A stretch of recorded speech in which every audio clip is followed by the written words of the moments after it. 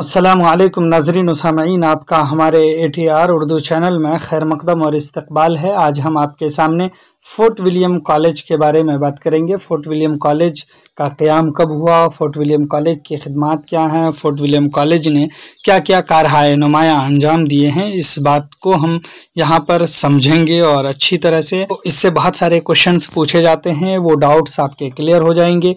Fort William college के बारे में मालूम होना बहुत ज़रूरी है, क्योंकि उर्दू की खिदमात के सिलसिले में फोर्ट विलियम कॉलेज की अहमियत को फरामोश नहीं किया जा सकता है। फोर्ट विलियम कॉलेज का क़याम लॉर्ड वेल्ज़ली का एक मंसूबा था।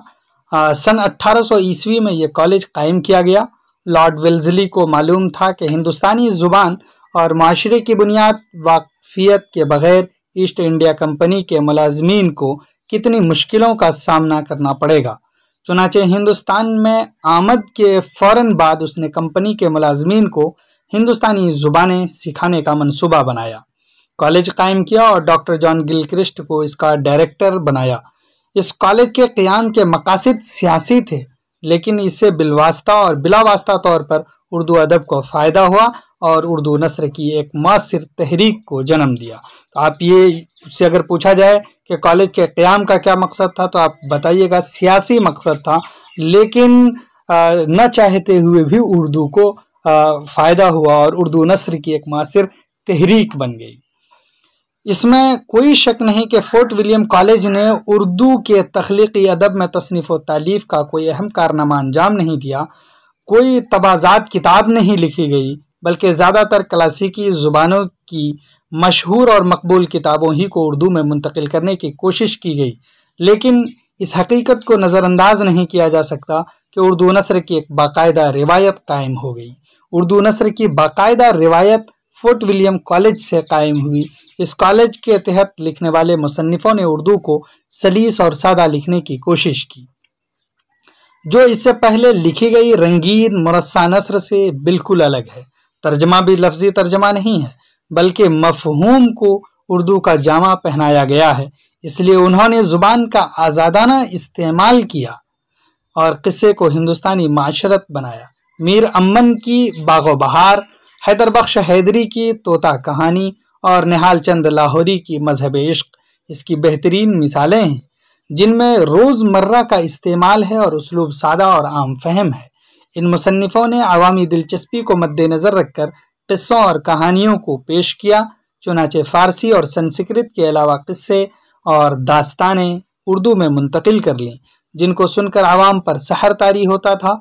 इसलिए आवाम को उर्दू से दिलचस्पी बढ़ गई और फ़न दास्तान गोई को भी फ़रोग़ मिल गया।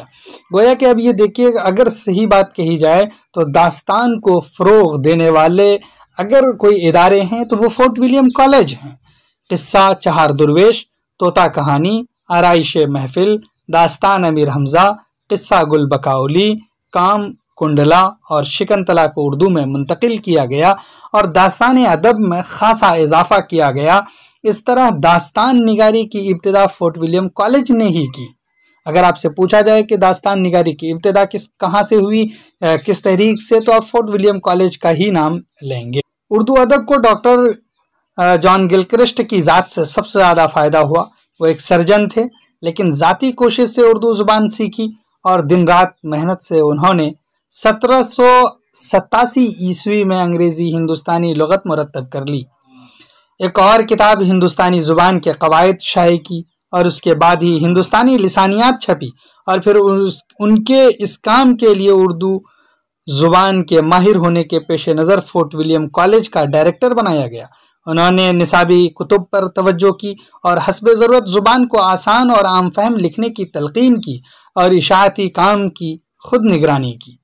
फोर्ट विलियम कॉलेज के पैदा करदा अदब का मुताला करने से मालूम होता है कि 3 असालीब मुरव्वज थे। एक वो जो फ़ारसी और अरबी से मुतासिर था, दूसरा खालिस हिंदी उसलूब और तीसरा हिंदी, फ़ारसी, अरबी, मकामी ज़ुबानों और रोज़मर्रा का इम्तिज़ाज। इस आखिर ज़िक्र उसलूब को बरतने वाले मीर बहादुर अली हुसैनी और मीर अम्मन अहले ज़ुबान थे। वो भी दरस व तदरीस के अलावा तसनीफ़ व तालीफ़ का काम करते रहे। उन्होंने गंज खूबी और बाग़ो बहार नाम से 2 किताबें लिखी, लेकिन बाग़ो बहार को बहुत ज़्यादा मकबूलियत और अहमियत हासिल हो गई, یہ فارسی قصہ چہار درویش کا اردو ترجمہ ہے۔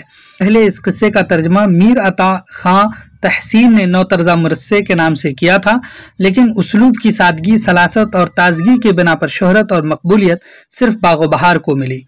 اس قصے میں دلی کی زبان اور دلی کی معاشرت پوری طرح منعکس ہے۔ اس کی بقا کی ضامن شیریں بیانی اور حسن کلام بھی ہے۔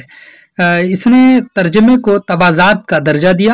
میر امن نے اصل میں نوطرز مرصع کو ہی سامنے رکھا ہے اور اس کا آسان اور روزمرہ کی زبان میں ترجمہ کر کے گلکرسٹ کی فرمائش پوری کی، کیونکہ گلکرسٹ چاہتے تھے کہ یہ قصہ ہندوستانی گفتگو میں ترجمہ ہو جائے تاکہ ہر خاص و عام کی سمجھ میں آئے۔ باغ و بہار ترجمہ ہونے کے باوجود میر امن کی تصنیف معلوم ہوتی ہے، کیونکہ اس میں انہوں نے ٹھیٹھ ہندوستانی زبان کا استعمال کر کے دلکشی اور جاذبیت کوٹ کوٹ کر بھر دی ہے۔ اس طرح کی تصانیف ایک بار پیدا ہوتی ہے پھر کبھی نہیں مرتی اور اپنے ساتھ ساتھ لکھنے والے کو بھی جاویداں بنا دیتی۔ کاظم علی جمع فورٹ ولیم کالج میں ملازم تھے۔ 1801 میں گلکرسٹ کی فرمائش پر انہوں نے بھی ترجمہ کا کام کیا اور انہوں نے بھی لازوال کام کیا ہے۔ اسی طرح سے عربی و فارسی آمیز اسلوب زیادہ دیر زندہ نہیں رہا، لیکن جس نثر کو فورٹ ولیم کالج نے فروغ دیا وہ میر امن، حیدر بخش حیدری، شیر علی افسوس اور کاظم علی جمع کی نثر ہے۔ انہی چیزوں سے یہ زبان جو ہے یعنی پروان چڑھی اور پھر انہی لوگوں کے اسلوب بیان کی ہر جگہ پذیرائی ہوئی اور ان کی وجہ سے فورٹ ولیم کالج کا بھی نام ہوا۔ فورٹ ولیم کالج کے لکھنے والوں میں حیدر بخش حیدری نے سب سے زیادہ کتابیں لکھی، مگر سب کی سب شائع نہیں ہوئی۔ البتہ قصہ مہر و ماہ، لیلا مجنوں، ہفتے پیکر، تاریخ نادری، گلشن ہند، طوطا کہانی، آرائش محفل وغیرہ نے نثری فضا میں ایک مقام بنا لیا۔ اگر آپ سے پوچھا جائے کہ سب سے زیادہ تصنیف فورٹ ولیم کالج میں کس نے کی ہے تو وہ حیدر بخش حیدری ہیں۔ اس کے علاوہ اگر آپ غور کریں تو وہاں پر زبان گنجلک اور مقفع ہے، تشبیہ اور استعارے کا استعمال کیا ہے، یعنی انداز بیان شاعرانہ ہے، عربی اور فارسی کا گہرا اثر ہے۔ ان ساری چیزوں کو آپ دیکھیں تو لکھنوی مزاج میں بھی بہت زیادہ ہے۔ انہوں نے میر حسن کی مثنوی سحر البیان کو نثر میں لکھا، جس کا نام بے نظیر رکھا۔ ان کی دوسری معروف کتاب اخلاق ہند ہے۔ اس کے علاوہ انہوں نے گلکرسٹ کے قواعد کو بھی مختصر کر کے آسان زبان میں لکھا۔ ان کے ہم عصر مرزا مظہر علی خان ولا سنسکرت، ہندی اور فارسی میں ماہر تھے۔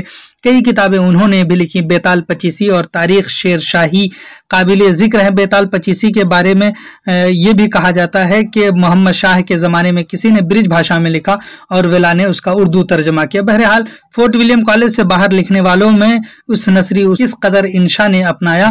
رانی کیتکی کی کہانی میں اسی نثر کی جھلکیاں نظر آتی ہیں اور اس نثر کی سلجھی ہوئی اور بہت خوبصورت غالب کے خطوط میں ملتی ہے۔ فورٹ ولیم کالج کے جد کے خلاف قدامت پسند ادیبوں نے رد عمل کا اظہار کیا۔ رجب علی بیگ سرور نے اس کی زبردست مخالفت کی اور انہوں نے فسانہ عجائب اسی پرانے فارسی آمیز زبان اور فارسی طرز پر لکھی اور اس کے دیباچے میں باغ و بہار پر چوٹیں کی۔ چلیے پھر ہم ملتے ہیں، تب تک کے لیے خدا حافظ۔